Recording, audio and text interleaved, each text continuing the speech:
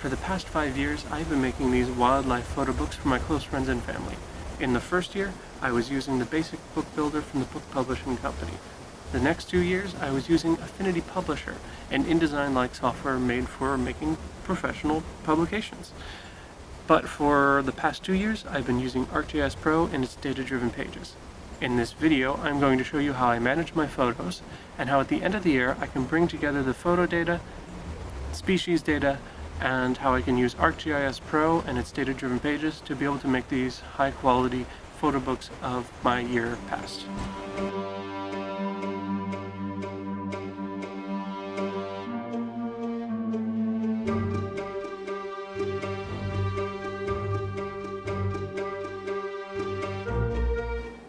The first step is to take photos, which I used to use this massive Canon setup with a 150 to 600 millimeter lens. However, now I'm using a much smaller Fuji setup, which I would show you, except you're seeing me through that Fuji setup right now. To best manage my images, I will synchronize the time on the camera with the time on this old phone. And then what I can do is I can set this old phone to run the app OSMTracker for Android, which will write my location every second to a GPX file. Then when I get home, I will import the photos from the camera and the GPX file from the phone, and then I can bring those both into Lightroom. Lightroom will match the time on the photos with the time in the GPX file for each location and geotag my photos automatically. If I forgot to log my location or something went wrong with the recording, such as the GPS signal was lost, then what I can do is I can manually geotag my photos within the map module in Lightroom. I tried to do this as soon as possible after every import so that I can reconstruct my route on the map as accurately as possible. The last step in Lightroom is to export the photos. Throughout the year, I add the wildlife photos to a collection in Lightroom.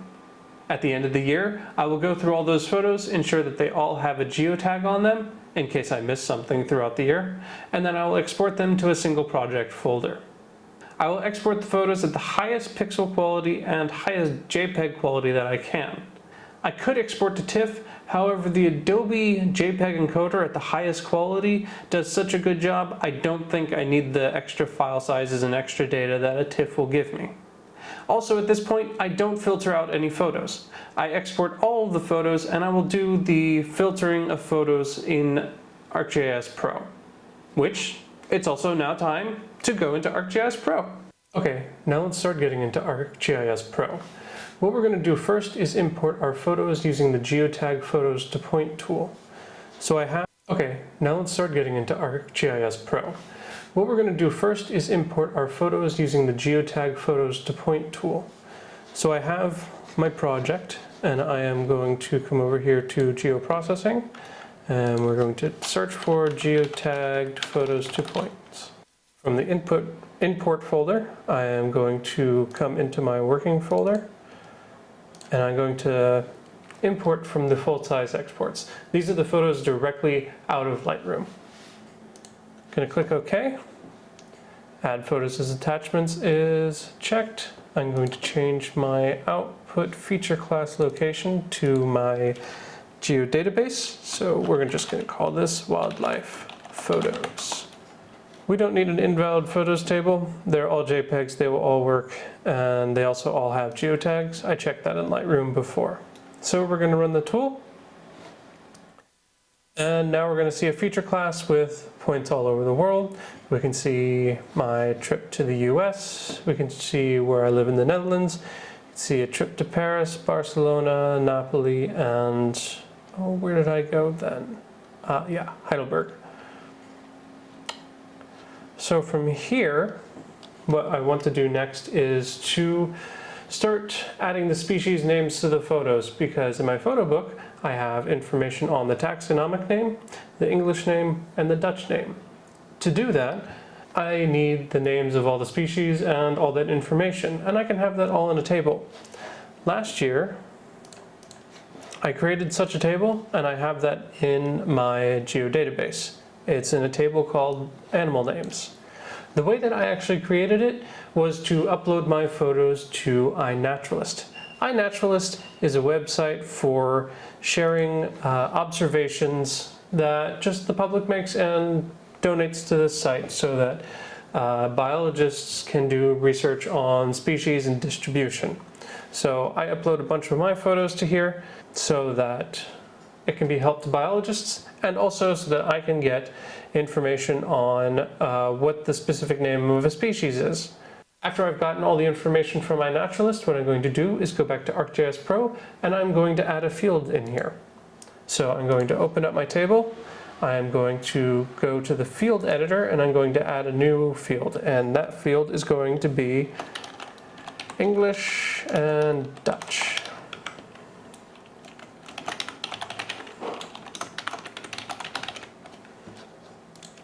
The reason why I'm making this field is because I moved to the Netherlands a couple of years ago, and I don't necessarily know all of the actual species names, both in English and in Dutch. There's some species that I only know in Dutch because I don't talk about those animals in any other language than Dutch. And there's some species, especially from the US, where I only know the name in English. So I'm adding a field so that I can have one field that has both the English and Dutch name together.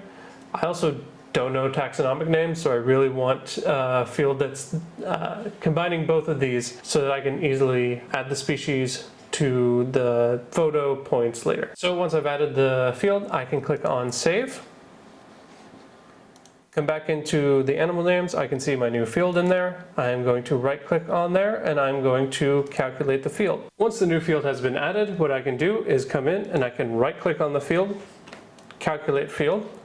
I forgot that that actually doesn't work for doing that sort of formatting. So what I'm going to do is I'm going to write a function. So I'm just going to have f with English and then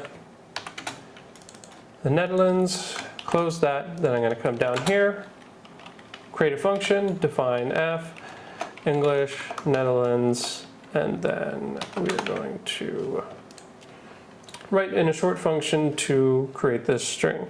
And the way that we're going to do that is to say out is equal to e plus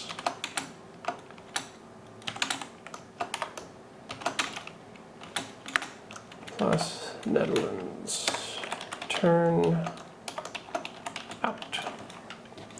Let's validate that. Expression is valid, and let's apply and make sure that there are no errors. Now I can see that I have a field with English and Dutch names in there. So how does this help us? Well, we're going to use this field as the display name for the species instead of trying to select from the taxonomic name. And we're going to do that by applying a domain to the geodatabase.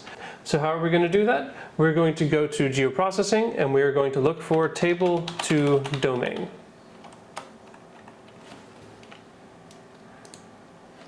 The input table is going to be the animal names field. The code field, we're going to make the code field be the taxonomic name. The description field is going to be that English and Dutch field. This way, in the photo table, it's going to actually record the taxonomic name on the actual database level, but it's going to show us the English and Dutch names on the display level. Input workspace is the actual geodatabase that we are working in. Going to click OK. We'll call the domain name taxonomic. That's fine enough with me. And the description is going to be English and Dutch. And what we're going to do is append the values. We're going to run, and now we have a domain on our geodatabase that's going to help us. To start taking advantage of it, what we're going to do is we're going to add a couple more fields to our photos. So I'm going to right click and open up the attribute table for the photos, and we're going to add a couple new fields. We're going to add 3 fields. We're going to add the page, which can be a short integer. We're going to add the species, and that's going to be text. And over here under domain, we are going to use the taxonomic domain that we created before. Next, we are going to create a display location field. What this field is going to do In the top right-hand corner of the images on the pages of my book, I have a field that says generally where the location is. And this is just a text field so that it can easily be associated with the rest of the data. So I'm going to click Save. I can go back into my wildlife photos, and now I see that there's 3 new fields and they all have null values. Now what I can start doing is applying the species names to each of the species. So let's start off with some photos in Florida. This was a great trip to the Black Point Wildlife Drive. I got to capture many photos of my favorite bird, the kingfisher. That is not a kingfisher, that is a blue heron. So let's take this for an example. We have this kingfisher, so I'm going to select. I'm going to come over here to Attributes. We can look at the attachment. There's the kingfisher, very beautiful. Then I can come over here to Attributes. I can come to Species, and I can look through my table and find the belted kingfisher. So let's see, belted kingfisher, yep. And we are going to enter in a display location as Black Point Wildlife Drive. Then I can click Apply. And now that information is saved in my table, now all I have to do is to do this to all the other photos. The next major step for organizing the book is to create map pages. So in addition to having photo pages, I have map pages. And to do that, what we are going to do is create a new point feature class. So I'm going to come over to Catalog, go to Folders, going to open up my geodatabase, and I'm going to create a new feature class. I'm going to call this Map Points.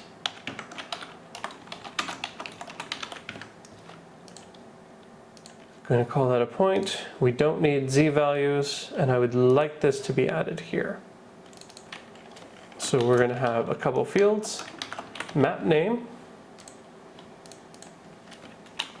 scale, which this one is going to be a short integer. Yeah, future Garrett here. I messed up in this part. You should make that a long integer, not a short integer.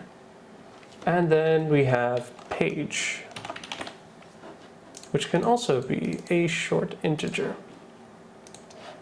Next, because this is a global book, we're going to create this with the WGS84 projection. So I'm going to use these points to differentiate the different maps that I want to end up in the book. To start off with a good example, I'm going to show you Rotterdam. In Rotterdam, there's a couple areas. There's downtown Rotterdam, which is all of this area, and I'm going to place a point in about the center. To help myself, I'm going to click this blue arrow, and I'm going to pre-fill this information with the map name, which I will call Rotterdam. Now I'm going to place this point in about the center, which I believe is there. I could calculate these things, but I'm also going to edit the map a little bit later, depending on how it fits in the actual page. The next area is this recreation area up here called the Bergse Bos. There's the Lage Bergse Bos and the Hoge Bergse Bos. So I'm going to place this point in about the center, and I'm going to change this point name to Bergse Bos. And we're going to place it about there. Next, we have Hitland Park, which is out here by Capelle aan den IJssel. The whole park takes about, actually, this area right here. So I'm going to place this point in about the center of where the actual park is. And I did the same thing again that I also cut out. So I'm just going to rename this to Hitland Park. Then I just do that for all the other locations that I want to have map pages for. Once I've added all the species names into each of the fields, what I'm going to do next is to add join. The input table is going to be our wildlife photos. The input join field is going to be our species. Then the join table is going to be the animal names, and we're going to join it with the taxonomic names. Let's see what this error is. It's not indexed. We can just click the index fields button and we should be able to join all this information. And now we can see that in my table, I have all of the information that is also in the animals name table. The next step is to start to build up the pages. So before we do that, let's do some better data management. I'm going to rename my map to photo point editing. Now I'm going to add a new layout for each of the pages. The printer that I use prints at 8.5 by 8.5 pages.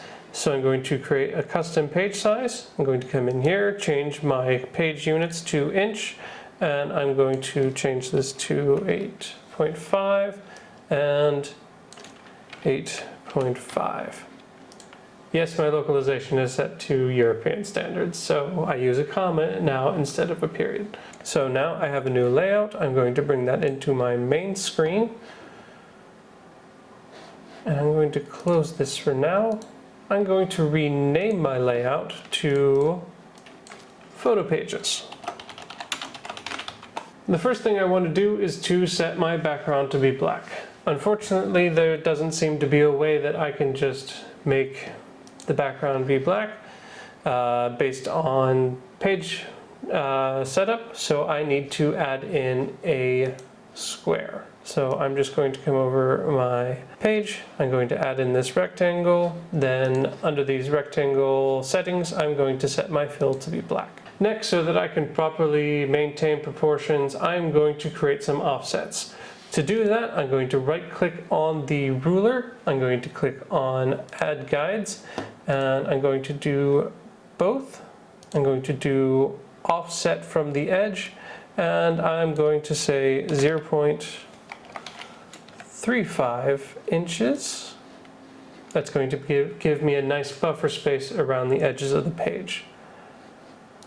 Also, because I want the black box to be overprinted, just to help myself right now, I'm going to add guides. I'm going to do the same thing again, offset from the edge, except I'm going to do it at 0, and that way I can see where the edge of the actual page is. To really help us with the layout, what we're going to do is to enable first the data-driven pages. In order to enable the data-driven pages, we have to actually add a map to the page. So to do that, I'm going to click on Map Frame. I'm going to insert a map just off to the side. I don't really need it. I don't want a map on my photo pages. Then I can start to create the data-driven pages. To do that, I click on Map Series. I click on a spatial map series, and then I'm going to use the wildlife photos as the layer. And really, I'm not going to show this data anywhere on this page. So if I use the path as the name field and the sort field, that is perfectly fine. Then I can click OK, and I can see on the left, it's going to show me all the different pages within the map series. The next major thing I'm going to do is to add the image to the page. So under the Insert tab, I'm going to add a graphic, and I'm going to have to select on the first time an image to use. So I'm just going to select an image, and I'm going to lay it out onto the page. And as you can see, it lays it onto the page, but it doesn't put it exactly how I want it. So to correct that, I'm going to go to the Picture tab, and then I'm going to click on this button to open up the element properties. From here, I can change this to dynamic, and then it will change the image based on whichever page I am on the data-driven pages. So if I change the page here, it updates, and here's a nice picture of an anhinga. To get this so this is always in the center of the frame, I'm going to come here to this third tab, Placement, and I'm going to change this to the center so that the image always shows up in the center. After we have the images in, let's start adding in some dynamic text. To do that, we're going to go to Insert, and we're going to go to dynamic text. And then we're going to search through here, and we are going to try to find table attribute. So if you click on table attribute, it's going to bring up the table attribute window, and all I need to do is just select which field I want to select. So I can come down to field, and I'm going to select the taxonomic, and I'm going to click OK. Then I can create a space for that text to go into, but being as it is a black background, I need to change the font color and then do all the styling. So in this case, Nhingas, they're called Nhinga and Nhinga. And if I change my page, we can see this, I think palm warbler is a Passerculus sandwichinesis. Now I'm going to be adding several fields here. I could go ahead and start actually doing the stylization on this field. However, I'm going to add the other 3 fields and then edit them all together so that I get the correct font and the styling that I want on them. So I'm going to come over to dynamic text again, and we're going to add in another table attribute. We are going to choose Nederlands. And we're going to put this one in the bottom right hand side. And I should actually put this up here. Then I'm going to put in another one. English.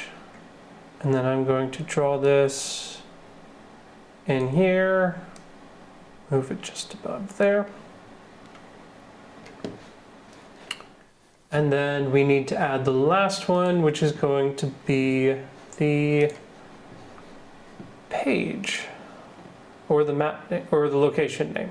So display location, click OK, and then I'm going to draw this one up here and then move it down.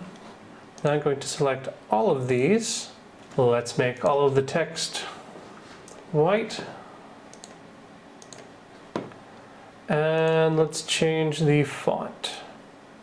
I quite like Garamond as a font. It looks very nice and very fancy. So I'm going to select Cormorant Garamond. That is just the one that I have.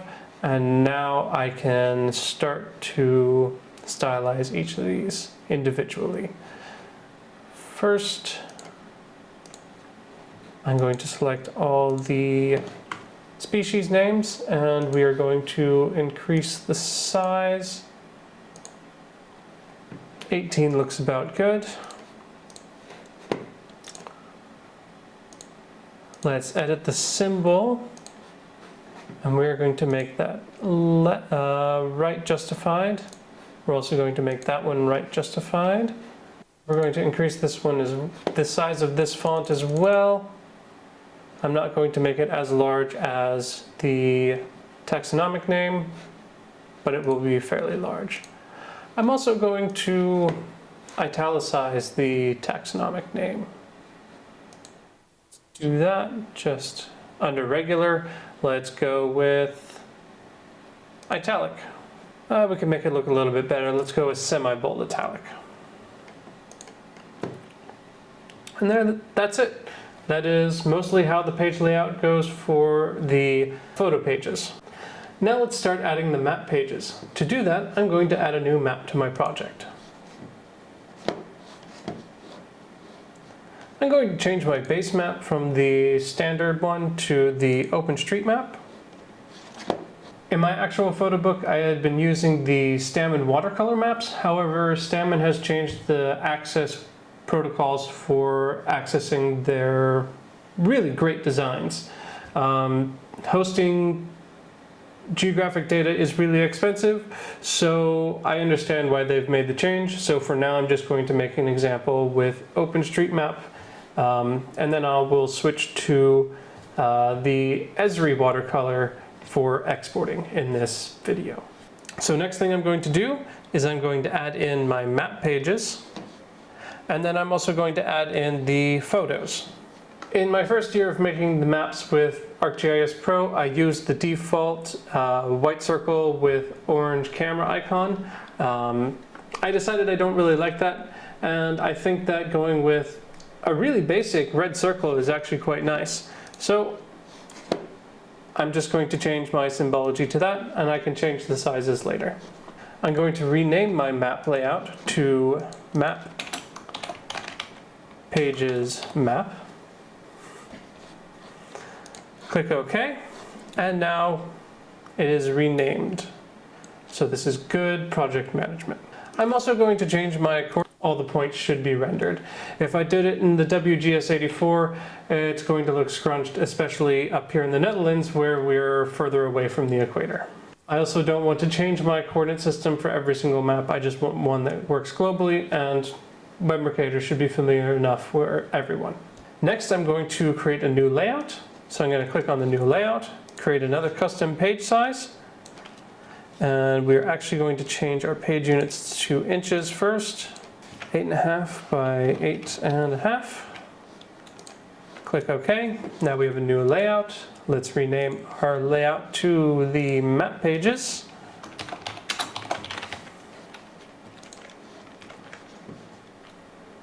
And since I want the map to be the main focus of this page, I'm going to add a map frame. And I'm going to do it just outside the borders of the canvas. Next thing I'm going to do is remove the credits from this part of the page. So I'm going to come down to the option for service credits, service layer credits. I'm going to put this off to the side. I put the actual credit at the beginning of the book. I don't want it to show up on every single page. Next is to actually start making a data-driven pages project. And so we're going to click on the map series. We're going to use the map points as our driver on this map. So I'm going to define spatial. I'm going to change this to map points. We'll use map name as the name field and sort field.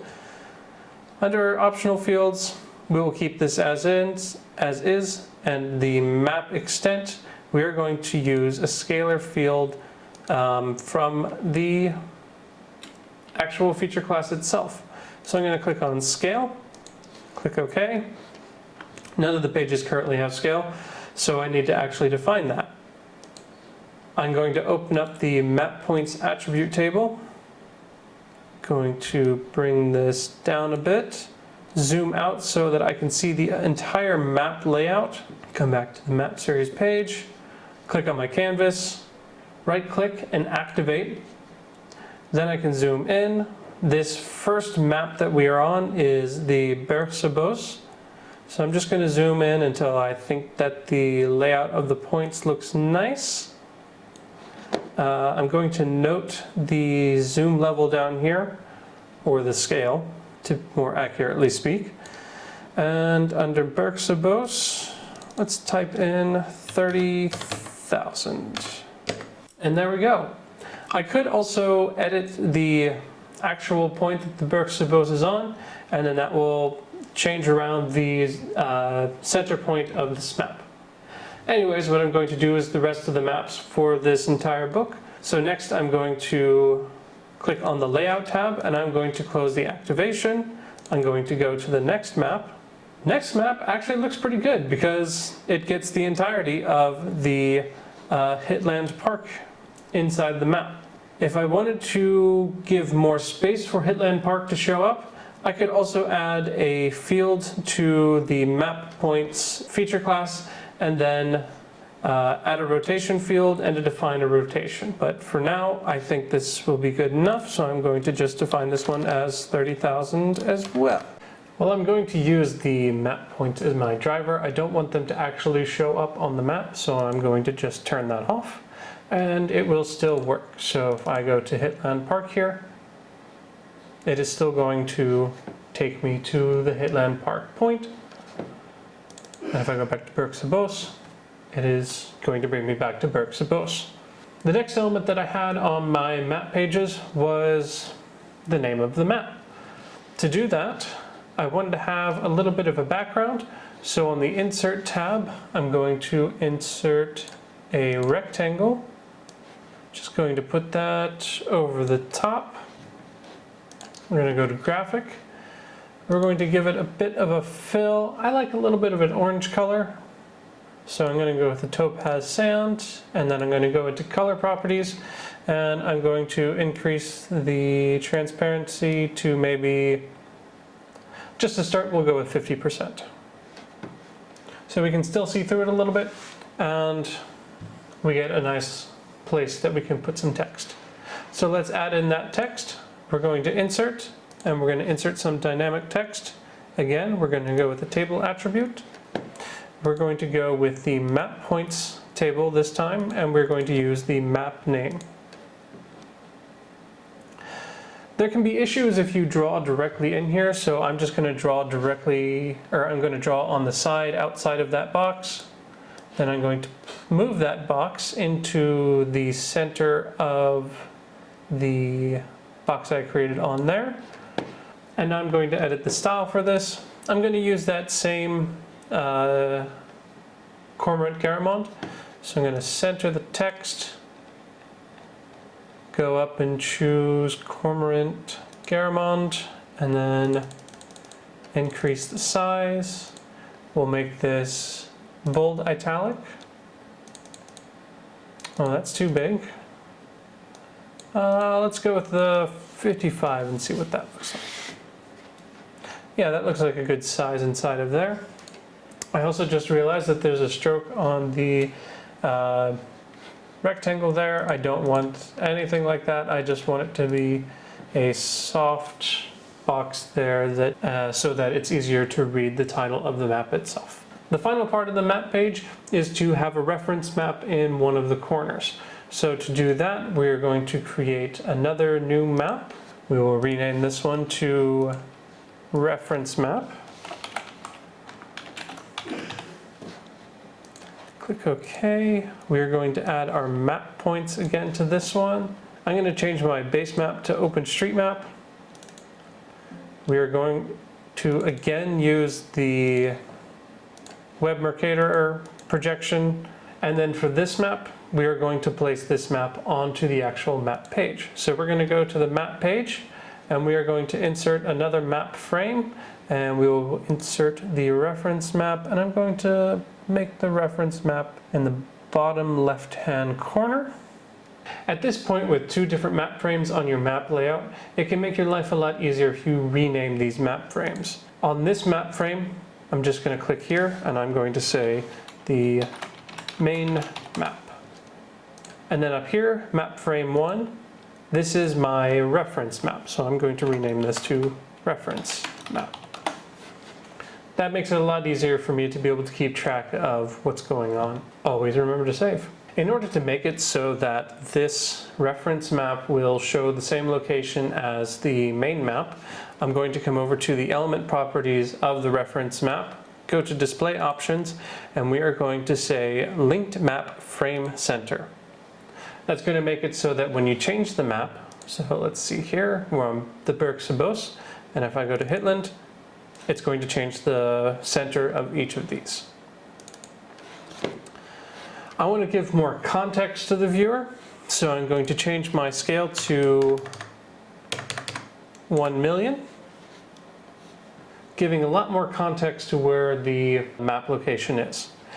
However, if you look in here, you can see that the other points are actually showing up. So what I want to do is to come to my reference map.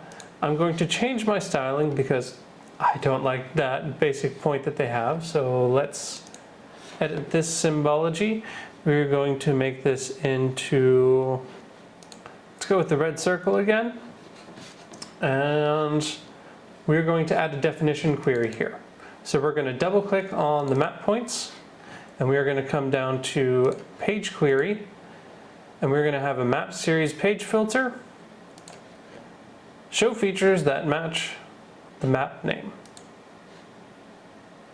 And now the page that you were on will be the only one that shows up on this page. So let me demonstrate that. This is the Bergsebos, and now let's come up here and let's change it to Hitland Park, and Hitland Park is now the location where this red dot is. You can use any symbol that you want. In my 2022 book, I used actually the camera icon from the default for the geotagged photos. In this example, I'm using the red dot. You can see here that this reference map is getting in the way. What I have done in my book is actually to create 2 copies of this reference map. So I just copy and I paste, and I put this one on the other side. Now what I can do is I can rename this again. I'm going to call this one reference map left, and I'm going to call this one reference map right. You can also change the name of these in the element editor on the right, so I can just call this reference map right. Now they're both there, and then when I'm exporting, I don't want the reference map left to show up on this one, so I can just uncheck that one. There's nothing underneath the reference map right, so that will be how this map will be exported.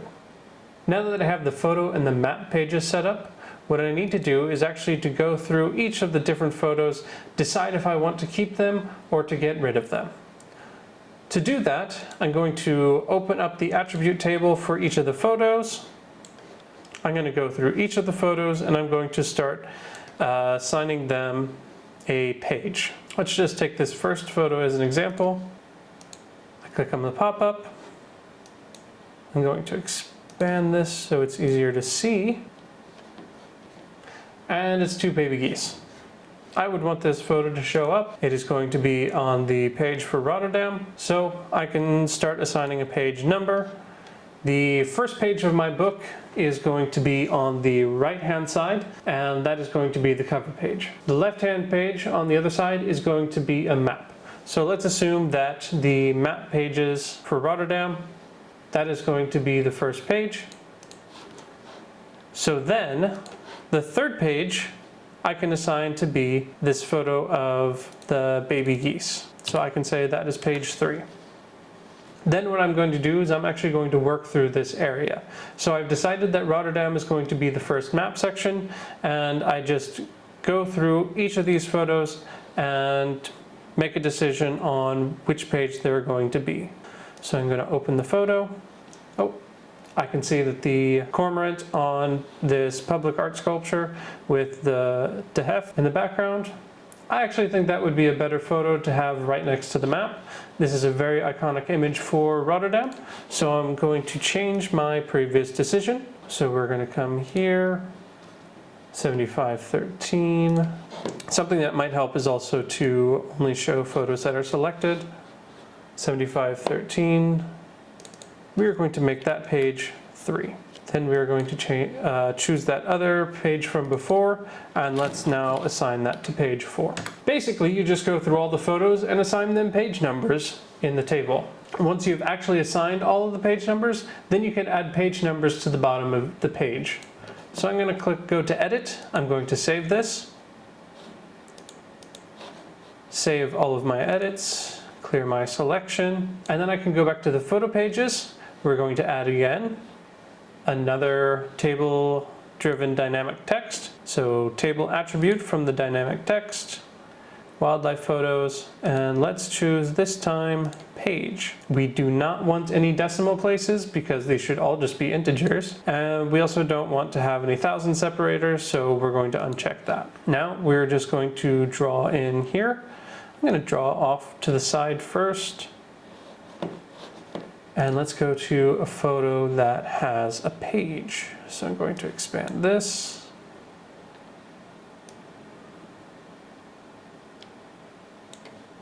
(7513).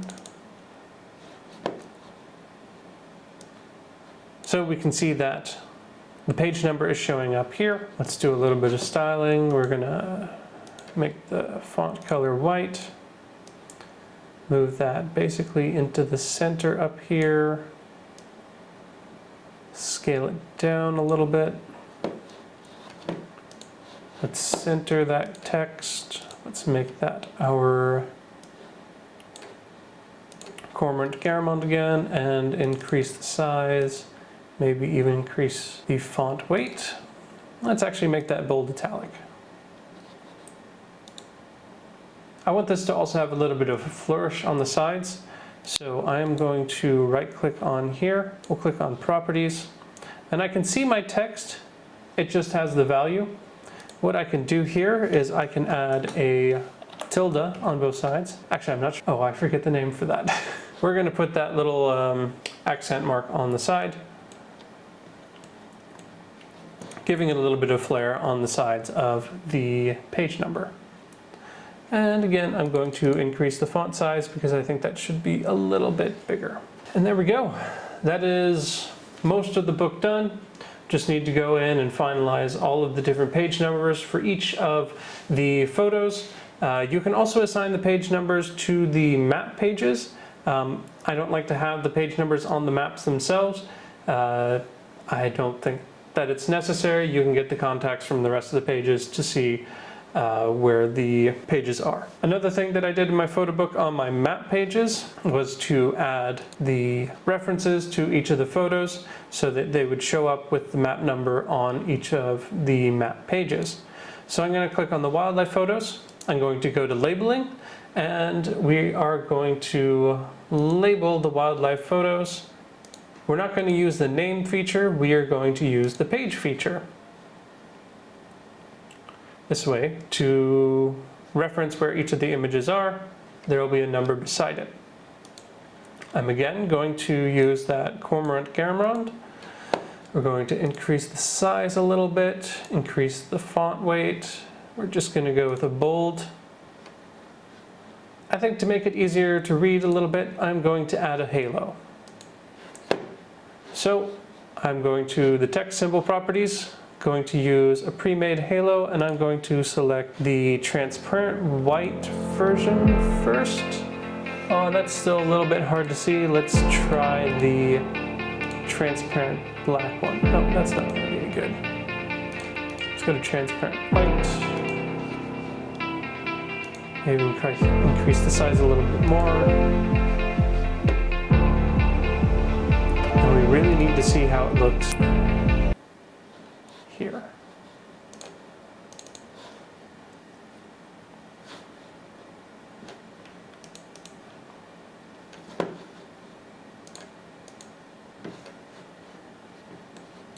So on the page, that looks like that will be big enough to be able to discern what page that photo will be on. And that's basically it for creating all of the different maps.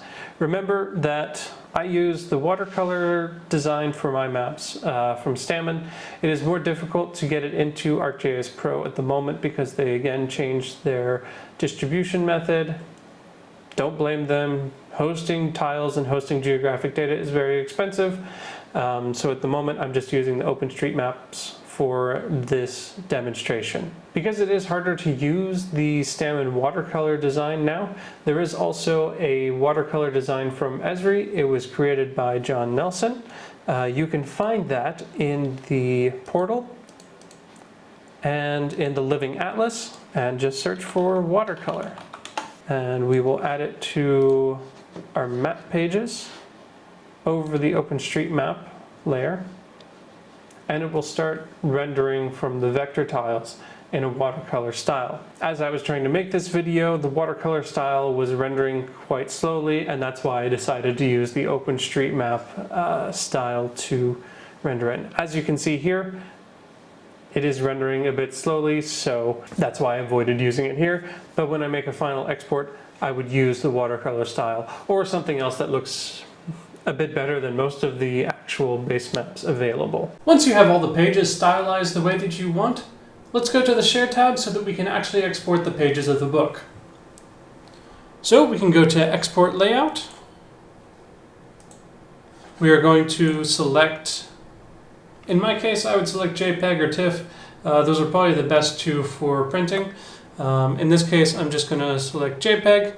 I'm going to have an output location, and then you can export at 300 or 600 dots per inch. As I mentioned before, I actually export two different versions of the map, one with the maps with the reference map on the left side and another with the ones on the right side, and then I select whichever one looks best. The image pages are exactly the same, just exported the same settings that you had for the map pages. For the cover, I make a page in Adobe Photoshop, and on this page, I put the title, I put my name on there, and then I have a different animal used as an icon next to wildlife every single year.